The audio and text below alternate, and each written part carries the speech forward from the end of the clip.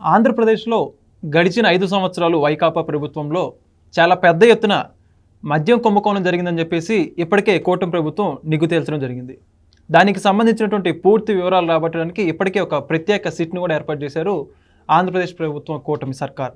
అయితే దీనికి సంబంధించి ఏదైతే మద్యపాన కుంభకోణంకి సంబంధించి అన్నీ తానే అభియోగాలు ఎదుర్కొంటున్నటువంటి కసిరెడ్డి రాజశేఖర రెడ్డికి ఇప్పటిదాకా 3 సార్లు సిట్టు నోటీస్ జారీ చేయడం జరిగింది. కానీ ఒక్కసారి కూడా విచారణకు హాజరు కాలేదు. ఎందుకని కసిరెడ్డి రాజశేఖర రెడ్డి గారు విచారణకు హాజరు కావట్లేదు? ఈ యొక్క అంశంపై పూర్తి వివరాలు తెలుసుకునే ప్రయత్నం చేద్దాం. మనతో ఉన్నారు సీనియర్ పొలిటికల్ అనలిస్ట్ అంకంరావు గారు. సార్ నమస్కారం అండి. నమస్తే వెంకట్. సార్, మద్యపాన కుంభకోణం సంబంధించి ఇప్పటికే ఆంధ్రప్రదేశ్ రాష్ట్ర ప్రభుత్వం అనేక సార్లు చాలా లోతుగా విచారణ చెప్పేసి ప్రత్యేక సిట్ని ఏర్పాటు చేశారు. దానికి సంబంధించి ఢిల్లీలో పార్లమెంటరీ నేత అయినటువంటి లావు శ్రీకృష్ణదేవరాయలు కూడా పార్లమెంట్ సాక్షిగా ప్రస్తావించుకుంటూ వచ్చారు. ఓ పక్క మిథున్ రెడ్డి గారేమో మధ్యంతర బెయిల్ అని చెప్పేసి హైకోర్టుల చుట్టూ తిరుగుతున్నారు. మరో పక్క కసిరెడ్డి రాజశేఖర రెడ్డి గారేమో అసలు విచారణ కూడా హాజరు కావట్లేదు. విజయసాయిరెడ్డి గారేమో దీని వెనుక ఉన్నటువంటి కర్త కర్మక్రియ అని చెప్పేసి రాజశేఖర రెడ్డి గారి పేరు ప్రస్తావించారు. ఈయన ఎందుకు హాజరు కావట్లేదు అంటారు? ఈయన వెనుక ఎవరైనా ఉన్నారంటారు? ఇప్పుడు కసిరెడ్డి రాజశేఖర రెడ్డి ఒక ప్రశ్న కూడా వేశాడు. నేను ఐటీ సలహాదారుడిగా ఉన్నాను, నాకు మద్యం కుంభకోణంతో సంబంధం ఏముందని చెప్పి ఎదురు ప్రశ్నిస్తూ ఉన్నాడు. ఇప్పుడు 7 అంచెలుగా వాళ్ళు విభాగాలను నియమించుకున్నారు. గ్రామస్థాయి, మండల స్థాయి, నియోజకవర్గ స్థాయి, తర్వాత అధికారుల స్థాయి, కసిరెడ్డి రాజశేఖర రెడ్డి స్థాయి, ఆ తర్వాత మిథున్ రెడ్డి గారి స్థాయి, చివరిగా జగన్మోహన్ రెడ్డి గారిది. ఇట్లా విభాగాలుగా విభజించుకున్నారు. మద్యానికి సంబంధించి మనం కనుక కొంచెం లోతుగా వెళ్తే ఇక్కడ మీకు చాలా స్పష్టంగా సునీల్ రెడ్డి, అనిల్ రెడ్డి జగన్మోహన్ రెడ్డి బంధువులు. వాళ్ళు దక్షిణాఫ్రికాలో ఈ వ్యాపారమే చేసేవాళ్ళు. అక్కడ ఎలా తయారు చేయొచ్చో తెలిసిన వాళ్ళు ఇక్కడికి వచ్చేసి వాళ్ళ సలహాతోటే, వాళ్ళు ఇచ్చిన సూచనల మేరకే ప్రభుత్వం సొంతంగా నడిపింది ఈ మద్యం వ్యాపారాన్ని. దానికి కారణం ఏందయ్యా అంటే, మామూలుగా స్వతంత్రులకు ఇచ్చారనుకోండి, వాళ్ళు ఏం చేస్తారు, పేరున్నటువంటి బ్రాండులు తీసుకొచ్చి పెడతారు అక్కడ. అవి మాత్రమే కొనుక్కుంటారు. దాంట్లో తక్కువ ధరలు ఏదన్నా వాళ్ళు మామూలుగా పనిచేసుకునే వాళ్ళు తక్కువ ధరతో కొనుక్కుంటూ ఉంటారు. వీళ్ళు ఏం చేశారు అంటే, అలా గనక చేస్తే మనం తయారు చేసిన బ్రాండ్లు ఎటు కొనరు కాబట్టి అదిలించో బెదిరించో కొంతమంది దగ్గర తీసుకున్న దాని మీద వాళ్ళకే 67% అమ్మకాలకి వాళ్ళకే ఆర్డర్లు ఇచ్చేసి వాళ్ళు చేసినటువంటి ఈ యొక్క కల్తీ మద్యాన్ని వాళ్ళు అక్కడ పెట్టేస్తే, మిగిలి ఏమీ లేకుండా చేస్తే తప్పనిసరిగా ఏదో ఒకటి తాగాలి కదా, బలహీనతలు కదా, మానవ బలహీనతలు ఆ విధంగా సొమ్ము చేసుకున్నారు.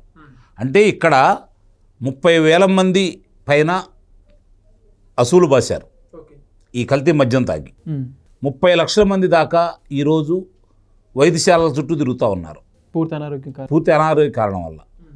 మరి ఈ 30 లక్షల కుటుంబాల పరిస్థితి ఏంటి? చనిపోయిన 30,000 కుటుంబాల పరిస్థితి ఏంటి?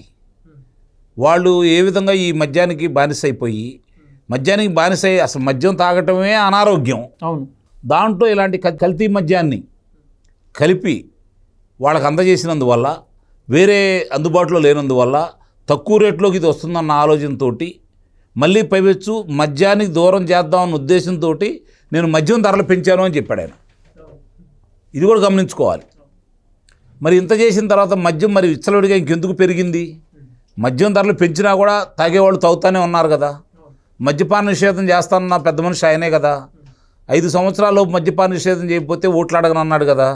కాబట్టి మద్యపాన నిషేధం చేయలేదు కాబట్టి ఓట్లు వేయలేదు జనాలు.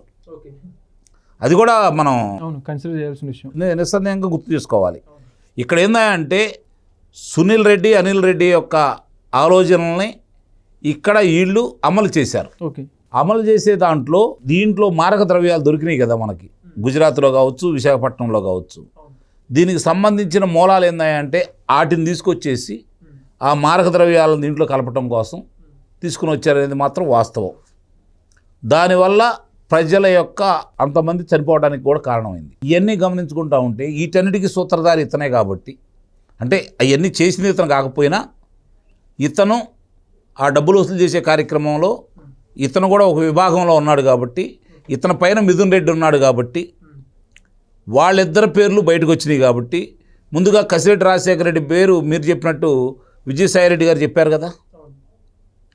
అంటే వాళ్ళ జగన్మోహన్ రెడ్డి తర్వాత స్థానంలో ఉన్న వ్యక్తే అంత స్పష్టంగా చెప్పిన తర్వాత దాని మూలాలన్నీ బయటకు వస్తున్నట్టే కదా ఇక. దాన్ని ఆధారంగా చేసుకొని ఈరోజు ప్రశ్నించారనుకోండి, ఇది ఇది ఇది కసిరెడ్డి రాజశేఖర రెడ్డి గారి స్థాయిలో ఆగదు కదా, మిగిలిన వాళ్ళ పేర్లన్నీ బయటకు పెట్టాలి కదా. అందువల్లే ఆయన తప్పించుకొని తిరుగుతున్నాడని అయితే నేను భావిస్తున్నాను. ఓకే సార్, మరి ఇప్పటికే ఇది కేంద్ర ప్రభుత్వ పెద్దల దృష్టిలో ఉందని చెప్పేసి పురంధేశ్వర గారు కూడా చెప్పుకుంటూ వచ్చారు. మరి రానున్న రోజుల్లో ఈ కేసుకు సంబంధించి భవిష్యత్తులో ఖచ్చితంగా ఈ ఈడీ కావచ్చు, ఎందుకంటే చాలా పెద్ద ఎత్తున నగదు మార్పిడి జరిగింది కాబట్టి ఈడీ ఎంటర్ అయ్యే అవకాశం ఉందంటారా? ఇప్పుడు వాళ్ళు అధికారంలో ఉండంగానే, వైఎస్ఆర్సీపీ పార్టీ అధికారంలో ఉండంగానే 1,00,000 కోట్ల పైన వ్యాపారం జరిగింది, దీంట్లో కుంభకోణం జరిగిందని చెప్పని స్పష్టంగా ఆధారాలతో సహా తీసుకెళ్లి ఇదే పురంధేశ్వరి గారు ఆ రోజు కేంద్ర మంత్రులకు ఇచ్చారు కదా. రేపు కూడా ఇంతకంటే గొప్పగా జరిగిద్దని మనం ఎందుకు ఆశించాలి? ఓకే, ఎట్టి పరిస్థితుల్లో కూడా ఇది ముందుకు తీసుకెళ్తారని అయితే నాకైతే నమ్మకం లేదు.